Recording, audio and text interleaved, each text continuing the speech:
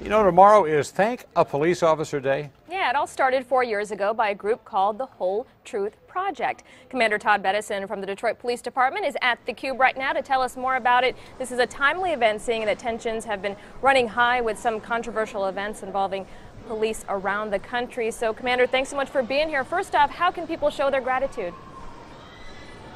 Well, absolutely. When you encounter a police officer tomorrow, just thank them. You know, just say, hey, we thank you for your service. And the public needs to understand that that means so much to us. We don't do the job for the pay. We do it because we want to serve. And just that simple thanks gives me and my fellow colleagues energy, and it'll raise the morale for our officers.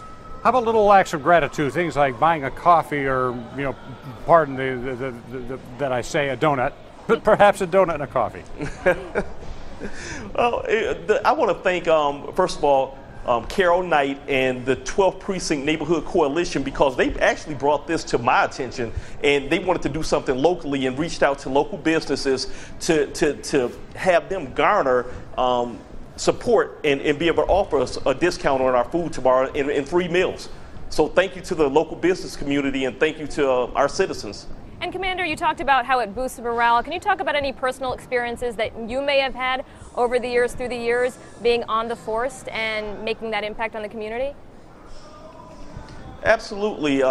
Just about a month ago, I helped an elderly lady, and I was there for her, and it wasn't a big deal. I just gave her directions, and she said, thank you. I was lost, and you're my angel. She said, you are my angel, and that made me feel so great.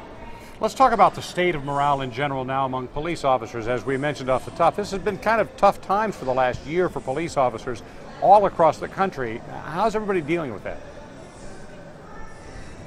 It is tough. It's tough, but what we do in the city of Detroit is we work to establish those relationships and keep those relationships going strong by having things in the community, working with the young folks, having safe summer youth jams, working with our explorers, and just being out in the community with everybody, being inclusive. So we find that that goes a long way by having those relationships in the beginning, so that when things do happen, which they will happen, we can get through it together because we're all in it together.